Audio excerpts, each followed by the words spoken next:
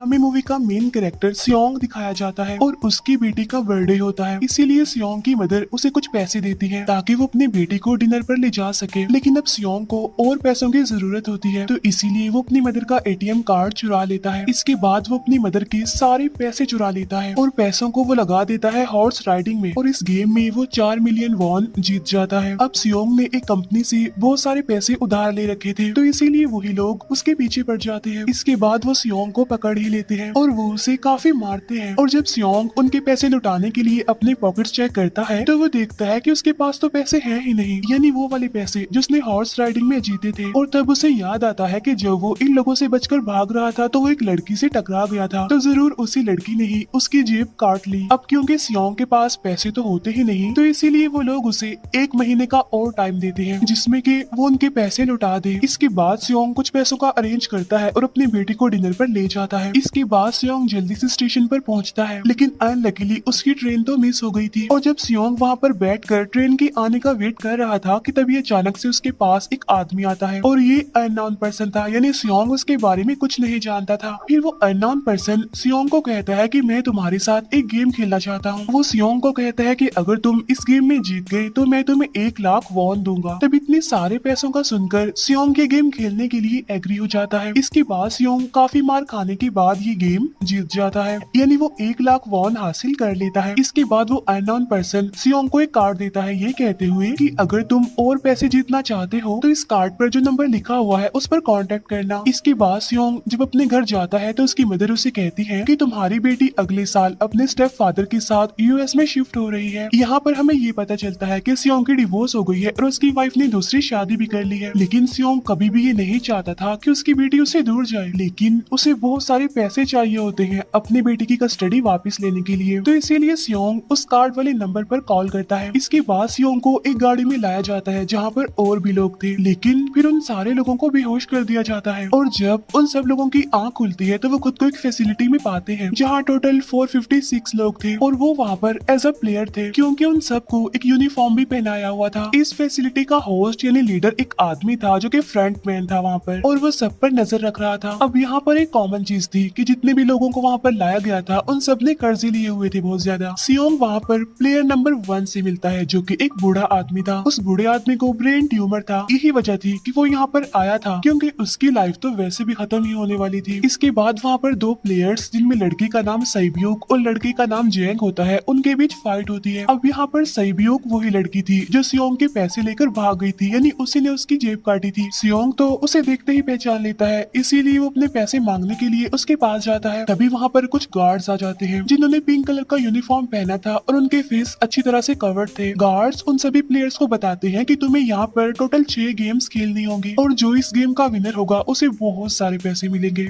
इसके बाद उन सबसे एक कॉन्ट्रैक्ट पर साइन करवाया जाता है और इस कॉन्ट्रैक्ट के 3 मेन रूल्स थे। पहला रूल ये कि कोई भी प्लेयर अपनी मर्जी से गेम को छोड़कर नहीं जा सकता। दूसरा रूल ये होता है कि जो भी प्लेयर खेलने से मना करेगा तो उस प्लेयर को एलिमिनेट कर दिया जाएगा, और उनके मुताबिक एलिमिनेट का मतलब क्या था ये तो हम आगे ही जानेंगे। गेम का तीसरा रूल ये था कि अगर मेजोरिटी इस गेम को खेलना नहीं चाहती तो वो इस गेम को छोड़कर जा सकते हैं। इसके बाद उन सबको गेम के लिए ले जाया जाता है। अब यहाँ पर सियोंग अपने क्लासमेट सैंगवू से भी मिलता है जो कि उसे बचपन से जानता था। सियोंग उसे वहाँ पर देखकर काफी हैरान होता है क्योंकि वो तो किसी बिजनेस के लिए आउट ऑफ कंट्री चला गया था। अब पहले गेम के लिए वहाँ पर एक काफी बड़ी डॉल थी और इस गेम का रूल काफी सिंपल था, और वो ये था कि डॉल जब भी गाना गाएगी उन सबको आगे बढ़ना है, और जैसे ही वो गाना गाना बंद करेगी तो उन सबको रुक जाना है और मूव नहीं करना है, और अगर कोई हिल गया तो उसे एलिमिनेट कर दिया जाएगा। अब स्टार्टिंग में तो ये सब कुछ उन्हें किसी प्रैंक की तरह लग रहा था, लेकिन जब एक लड़का हिल जाता है तो उसे शूट करके मार दिया जाता है, और यही होता है एलिमिनेट का मतलब, यानी उन्हें मार दिया जाएगा। अब ये देखकर वो सारे लोग काफी घबरा जाते हैं और उन्हें पता चल चुका था कि वो खतरे में है, इसीलिए लोग डरते हुए पैनिक करते हुए इधर उधर भागने लगते हैं।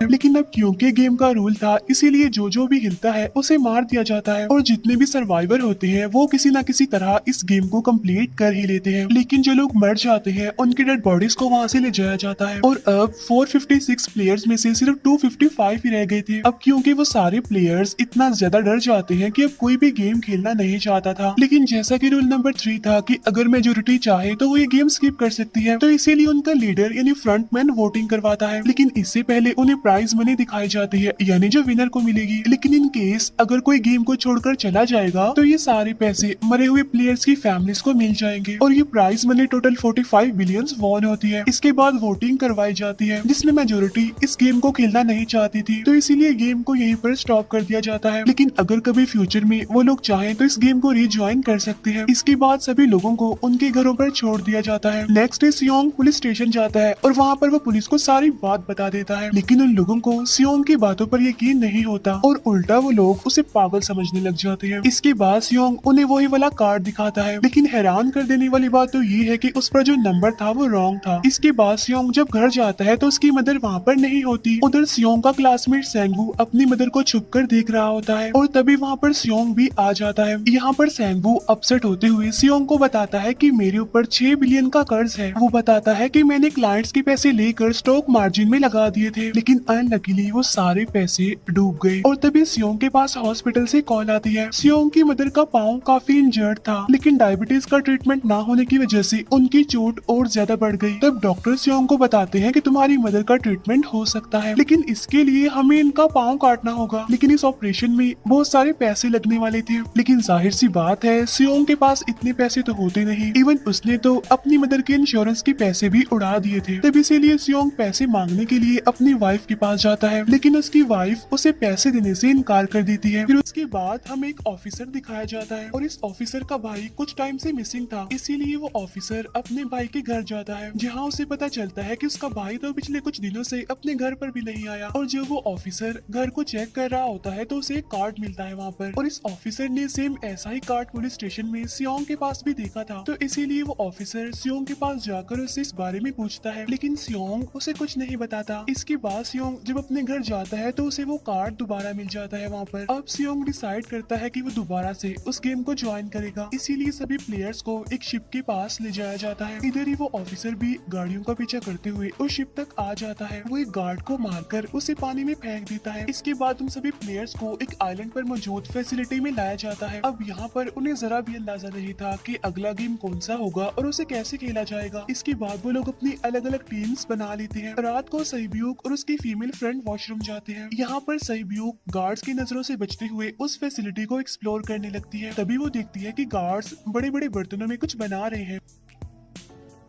लेकिन अब क्योंकि गार्ड्स को शक हो जाता है तो ये गार्ड वॉशरूम्स को चेक करने के लिए आता है। लेकिन तब तक सहीब्यूक वापस आ चुकी थी। इसके बाद सहीब्यूक अपनी फीमेल फ्रेंड को सारी बात बता देती है जो उसने देखा था। लेकिन यहाँ पर सेंगवू उन दोनों की बातें सुन लेता है और वो इस बारे में सहीब्यूक से पूछता है, जिस पर सहीब्यूक बताती है कि वो बड़े बड़े बर्तनों में कुछ पका रहे थे। इसके बाद उन सभी प्लेयर्स को प्ले ग्राउंड में लाया जाता है, जहाँ पर उनके सामने 4 शेप्स थी। 4 शेप्स में से उन्होंने किसी एक शेप को चूज करना था। अब यहाँ पर सेंगवू को पता चल जाता है कि गेम क्या है और क्या करना है हमें। सेंगवू सियोंग को बताता है कि सबने अलग अलग शेप्स को चुनना है। इसके बाद उन सभी को एक छोटा सा बर्तन दिया जाता है जिसमें की शेप्स बनी होती है। अब गेम उनकी ये होती है कि उन्होंने किसी तरह उस शेप को बाहर निकालना है बगैर डैमेज किए। लेकिन अगर शेप जरा से भी खराब हो गई तो उन्हें एलिमिनेट कर दिया जाएगा, यानी मार दिया जाएगा। अब यहाँ पर सेंगवू तो इजिली उस शेप को निकाल लेता है, लेकिन सियोंग इतना ज्यादा घबरा जाता है कि उसकी हालत खराब होने लगती है। लेकिन फिर वो किसी न किसी तरह करके इस गेम को भी जीत लेता है। इसके बाद उन सबको वापस से रूम में लाया जाता है। अब यहाँ पर 187 प्लेयर्स वापस आए थे, जिनमें से अब सिर्फ 108 ही रह गए थे। इधर ही हम देखते हैं कि उन प्लेयर्स में से एक डॉक्टर होता है जो गार्ड्स के साथ मिलकर मरे हुए लोगों के ऑर्गन्स निकाल कर उन्हें चाइनीज को बेचने का काम करता है। इसीलिए जब भी डेड बॉडीज को ले जाया जाता है तो वो डेड बॉडीज को गायब कर लेते हैं, क्योंकि ये सब कुछ एक प्लान के अकॉर्डिंग चल रहा था। क्योंकि ये सारा कुछ फ्रंट मैन से छुप कर हो रहा था। यही वजह थी कि कंट्रोल रूम में भी उन्होंने अपना ही एक आदमी बिठाया हुआ था जो कि उन लोगों की सारी वीडियो फुटेज डिलीट कर देता था। और गार्ड्स तो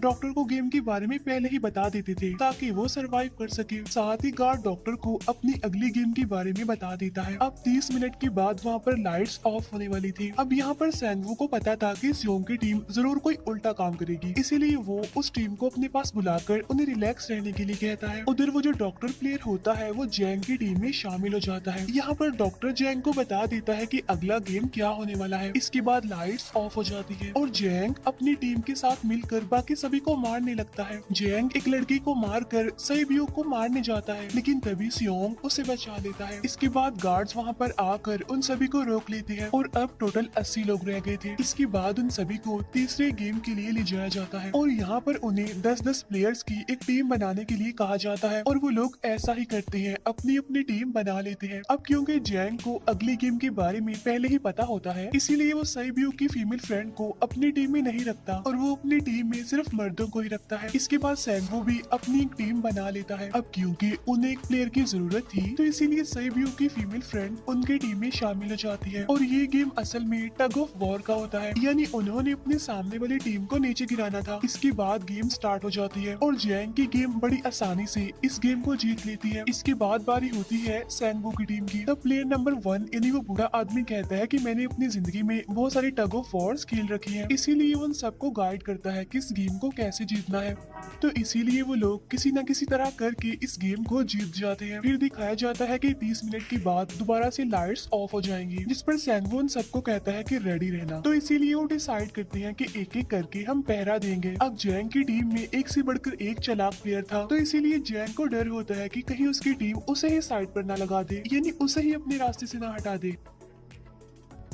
दूसरी तरफ डॉक्टर और गार्ड्स मिलकर डेड बॉडी की ऑर्गन्स निकाल रहे होते हैं और इन ऑर्गन्स को डिलीवर करने जाना था गार्ड नंबर 28 एंड 29। तब वो सभी एक डेड बॉडी के बारे में बातें करने लगती हैं, जिसकी सिर्फ एक किडनी थी और वो उसे ज़ॉम्बी कह रहे थे। अब यहाँ पर जो गार्ड नंबर 29 था, यानी जिसने वो ऑर्गन्स डिलीवर करने जाने थे, वो कोई और नहीं बल्कि वो ऑफिसर था जो गार्ड के बेस में वहाँ पर आया था। और ये सब बातें सुनकर उसे शक होता है कि शायद ये लोग मेरे भाई की बात कर रहे हैं, क्योंकि उसकी भी एक ही किडनी थी। इसके बाद नंबर 28 और 29 यानी वो ऑफिसर ऑर्गन को डिलीवर करने के लिए चले जाते हैं। रास्ते में वो ऑफिसर नोटिस करता है कि टनल में तो बॉम्ब लगा हुआ है। तब नंबर 28 उसे बताता है कि जब हम यहाँ से बाहर निकलेंगे तो इस जगह को ब्लास्ट कर दिया जाएगा। अब यहाँ पर वो ऑफिसर नंबर 28 से और इन्फॉर्मेशन लेने की कोशिश करता है, इसीलिए नंबर 28 को उस पर डाउट होने लगता है। इसीलिए वो उस ऑफिसर को अपना फेस दिखाने के लिए कहता है। अब यहाँ पर वो ऑफिसर अपना फेस भी दिखा देता है, साथ साथ वो नंबर 28 पर गन पॉइंट भी कर देता है। साथ साथ वो ऑफिसर उससे एक किडनी वाली आदमी के बारे में पूछता है कि वो कौन है जिसे तुम ज़ॉम्बी कहते थे, जिस पर वो नंबर 28 उससे कहता है कि वो तो एक लड़की थी। अब यहाँ पर नंबर 28 उस ऑफिसर को कहता है कि तुम लीडर के रूम में जाकर सारी इन्फॉर्मेशन देख सकती हो, वहाँ पर सबका डाटा है। ये जानने के बाद वो ऑफिसर नंबर 28 को मार डालता है। उधर वो डॉक्टर गार्ड से अगली गेम के बारे में पूछता है, लेकिन इस बार गार्ड्स को भी अगली गेम के बारे में पता नहीं होता। तब इसीलिए डॉक्टर को गुस्सा आ जाता है और वो एक गार्ड को पकड़ लेता है और उनकी फाइट होने लगती है। इसी फाइट में डॉक्टर उस गार्ड को मारकर वहाँ से भाग जाता है। इसके बाद एक गार्ड भी उसका पीछा करता है और वो दोनों प्लेग्राउंड में आ जाते हैं। यहाँ पर गार्ड डॉक्टर को अपनी बातों में फंसाकर उसे मारने वाला होता है, लेकिन तभी लीडर यानी फ्रंटमैन आकर उसे मार डालता है और बाद में वो उस डॉक्टर को भी मार डालते हैं। साथ साथ इन्हीं वहीं पर नंबर 28 की डेड बॉडी भी मिल जाती है, जिससे इन्हें ये पता चल जाता है कि फैसिलिटी में कोई घुस गया है। उधर वो ऑफिसर लीडर यानी फ्रंटमैन के रूम तक पहुँच जाता है। तब वो चेक करते करते एक ऐसे रूम में जाता है जहाँ पर सबके रिकॉर्ड्स थे और जब वो ऑफिसर रिकॉर्ड चेक कर रहा होता है तो उसे सभी विनर्स की एक लिस्ट मिलती है, जिसमें उसके भाई का भी नाम था, यानी वो भी कभी विनर था। उधर सभी प्लेयर्स को 4th गेम के लिए ले जाया जाता है, जहाँ पर उन सबको अपना अपना पार्टनर चुनने के लिए कहा जाता है और वो प्लेयर्स करते भी ऐसा ही है, अपना अपना पार्टनर चुन लेते हैं। सेबियो की फीमेल फ्रेंड भी अपना पार्टनर ढूंढने की कोशिश करती है, लेकिन कोई भी उसका पार्टनर बनने को तैयार ही नहीं था। इसके बाद सभी प्लेयर्स को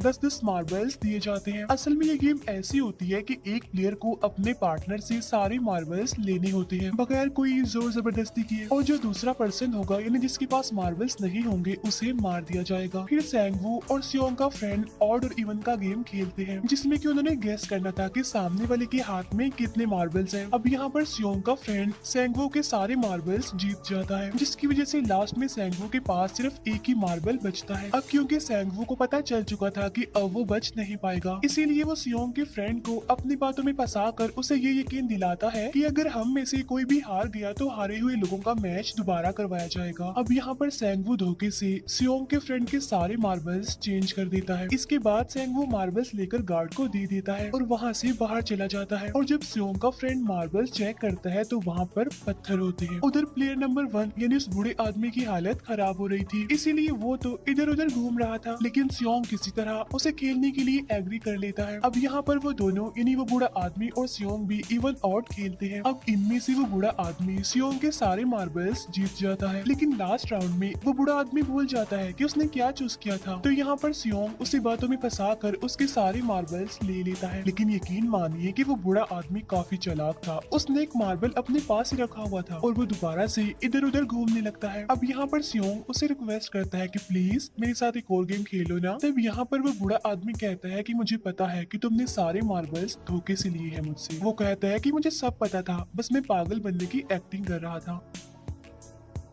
तब ये सुनकर सियोंग को उस पर तरस आ जाता है और वो उसे ही सारे मार्बल्स दे देता है। उसके बाद सैब्यूक और उसकी फीमेल फ्रेंड भी गेम खेल रहे होते हैं। उनकी गेम ये होती है कि जो मार्बल्स को दीवार के ज्यादा करीब फेंकेगा वही जीतेगा। पहले सैब्यूक अपने मार्बल्स फेंकती है, लेकिन जब सैब्यूक की फ्रेंड की बारी आती है तो वो अपने सारे मार्बल्स फेंक देती है। लेकिन जब सैब्यूक ये देख लेती है तो वो अपने फ्रेंड को दोबारा फेंकने के लिए कहती है, जिस पर उसकी फ्रेंड कहती है कि नहीं सैब्यूक, मैं बिल्कुल अकेली हूँ, मेरे पीछे तो कोई भी नहीं है। लेकिन अगर तुम्हें कुछ हो गया तो ये अच्छी बात नहीं है, तुम्हारे पीछे तुम्हारा छोटा भाई है, तुम्हारा वेट कर रहा है वो। और इसी वजह से सैब्यूक की फ्रेंड को मार दिया जाता है। इसके बाद उन सबकी डेड बॉडीज को वहाँ से ले जाया जाता है। इसके बाद वो सब वापिस से रूम में आ जाते हैं। यहाँ पर जैंग देखता है कि सैब्यूक की वो वाली फ्रेंड तो अभी तक जिंदा है, जो कि बड़ी आराम से बैठी हुई थी। अब यहाँ पर हमें पता चलता है कि सैब्यूक की ये वाली फ्रेंड जैंग की भी फ्रेंड थी, लेकिन अब क्योंकि उन दोनों के बीच किसी बात को लेकर क्लैश चल रहा था तो इसीलिए जैंग की वो फ्रेंड उसे बुली करने लगती है। नेक्स्ट डे उन सबको 5वें गेम के लिए लाया जाता है, जहाँ पर 1 से लेकर 16 तक नंबर पड़े होते हैं और वो सभी प्लेयर्स अपना अपना नंबर ले लेते हैं। नंबर का मतलब ये था कि जो नंबर भी एक प्लेयर पर आएगा उसके मुताबिक ही उसकी बारी आएगी। अब यहाँ पर लास्ट में पहला और आखिरी नंबर रह जाता है, यानी 1 और 16। तो यहाँ पर सियोंग कंफ्यूज हो जाता है कि उसे कौन सा नंबर चूज करना चाहिए। अगर उसने पहला नंबर लिया तो वो फंसेगा और मरेगा, क्योंकि उसे नहीं पता कि गेम क्या है। और अगर लास्ट नंबर लेगा तो क्या पता उसकी बारी ही ना आई, टाइम कम रह जाए। और तभी वहाँ पर एक आदमी आ जाता है और वो सियोंग को कहता है कि मुझे पहला नंबर चाहिए, क्योंकि मैं अपनी जिंदगी में कभी भी फर्स्ट नंबर पर नहीं आया। फिर इसके बाद उन्हें गेमिंग रूम में लाया जाता है। अब इस गेम का रूल ये होता है कि दिए हुए टाइम में उन्हें ब्रिज की दूसरी साइड पर जाना है। अब इसके बीच में 2 तरह के ग्लास लगे होते हैं, एक तो होता है आम ग्लास और एक होता है टेम्पर्ड ग्लास। आम ग्लास पर पाँव रखते ही वो टूट जाएगा और वो लोग नीचे गिर जाएंगे। इसके बाद गेम स्टार्ट हो जाता है और वो लोग एक एक करके मरने लगते हैं। फिर एक टाइम ऐसा आता है जब जैंग सबके सामने होता है और वो आगे ही नहीं बढ़ रहा होता। अब उनके पास एक ही रास्ता था, या तो वो आगे जाए या सारे ही मर जाएं। और तभी जैंग के सामने उसकी वही फ्रेंड आ जाती है जो उसे बुली कर रही थी और वो जैंग को कहती है कि मैंने तुम्हें कहा था कि जिस दिन तुमने मुझे धोखा दिया मैं तुम्हें मार दूंगी। इसके बाद वो जैंग को पकड़ लेती है और उसे लेकर नीचे कूद जाती है, जिसकी वजह से उन दोनों की मौत हो जाती है। अब वहाँ पर एक आदमी था जो कि ग्लास कंपनी में काम करता था और उसे पता था कि टेम्पर्ड ग्लास कौन सा है। लेकिन जब फ्रंट मैन को इस बात का पता चल जाता है तो वो लाइट्स ऑफ करवा देता है ताकि वो ग्लास को पहचान ही ना पाए। अब लास्ट में एक ही स्टेप बचता है और उनके पास तो टाइम ही नहीं था, इसीलिए सेंगवू उस आदमी को धक्का दे देता है। तो यहाँ पर सेंगवू, सियोंग और सैब्यूक ब्रिज को पार कर लेते हैं, लेकिन ग्लास टूटने की वजह से उन्हें काफी चोट लग जाती है। उधर उस ऑफिसर ने एक सर्वेंट को मारकर उसकी जगह खुद ले ली थी। अब एक वीआईपी को उस ऑफिसर पर शक होता है और वो उसे कहता है कि अपना मास्क रिमूव करो, लेकिन वो ऑफिसर कहता है कि ठीक है, लेकिन मैं अंदर जाकर अपना मास्क रिमूव करूंगा। इसके बाद वो ऑफिसर उस वीआईपी को लेकर अंदर चला जाता है। अंदर जाकर वो ऑफिसर उस वीआईपी को बेहोश कर देता है और इस बात का पता फ्रंट मैन को चल जाता है, इसीलिए फ्रंट मैन उसके पीछे जाता है और वो उस ऑफिसर को देख लेता है। इसीलिए वो ऑफिसर वहाँ से भागकर आइलैंड पर आ जाता है। फ्रंट मैन भी उसका पीछा करते हुए वहाँ पर आ जाता है। अब यहाँ पर वो ऑफिसर अपने सीनियर्स को कॉल करने की कोशिश करता है, लेकिन कॉल कट हो जाती है। फिर वो ऑफिसर उन्हें सारे सबूत भेजता है, लेकिन वहाँ पर नेटवर्क नहीं था। इसके बाद फ्रंट मैन ऑफिसर को पकड़ लेता है और उसे उनके साथ चलने के लिए कहता है, लेकिन वो ऑफिसर तो उस फ्रंट मैन पर गोली चला देता है। इसके बाद फ्रंट मैन अपना मास्क उतार देता है तो वो ऑफिसर देखता है कि वहाँ पर कोई और नहीं बल्कि उसका अपना भाई है वो। इसके बाद ऑफिसर का भाई यानी फ्रंट मैन उसे शूट कर देता है और वो जाकर पानी में गिरता है। उधर ग्लास लगने की वजह से सैब्यूक काफी इंजर्ड हो गई थी और उसका बहुत सारा खून भी बह रहा होता है। इसके बाद तीनों सर्वाइवर्स को डिनर के लिए ले जाया जाता है और उनके पास एक एक नाइफ भी रख दिया जाता है, मतलब रात में उन तीनों में से कोई भी एक दूसरे को मार देगा। तभी सियोंग नोटिस करता है कि सैब्यूक की हालत काफी खराब है, इसीलिए वो सैब्यूक को कहता है कि फिक्र मत करो, हम दोनों साथ हैं और इस गेम में हम दोनों मिलकर सेंगवू को हरा देंगे। इसके बाद हम दोनों यहाँ से बाहर निकल जाएंगे और पैसों को आधा आधा डिवाइड कर लेंगे। सैब्यूक उसे बताती है कि मेरा एक छोटा भाई भाई है जिसे मैं ऑर्फनेज में छोड़कर आई हूँ, और अगर हम दोनों में से कोई भी जिंदा बचकर बाहर जाएगा तो उसे उन दोनों की फैमिलीज का ख्याल रखना होगा। अब सहीबियों की हालत काफी खराब थी, उसे डॉक्टर की जरूरत थी, इसीलिए सियोंग कोई मदद लाने के लिए जाता है। लेकिन जब तक वो वापस आता है तब तक सेंगवू सहीबियों को मार चुका था। फिर नेक्स्ट डे उन दोनों को गेम नंबर 6 यानी लास्ट गेम के लिए ले जाया जाता है। गेम का रूल बड़ा ही सिंपल था कि मार दो या मर जाओ, और इस गेम का नाम होता है स्क्विड गेम। इसके बाद गेम स्टार्ट हो जाती है और उन दोनों के बीच काफी फाइट होती है, लेकिन लास्ट में सेंगवू की हालत खराब होने लगती है। तभी सियोंग कहता है कि मैं इस गेम को रोकना चाहता हूँ, और तभी सियोंग सेंगवू को उसके साथ चलने के लिए कहता है, लेकिन सेंगवू तो अपने आप को ही मार डालता है, जिसकी वजह से सियोंग गेम जीत जाता है। फिर फ्रंटमैन सियोंग को कहता है कि तुम बहुत अच्छा खेले, लेकिन मुझे इसकी उम्मीद नहीं थी। इसके बाद सियोंग को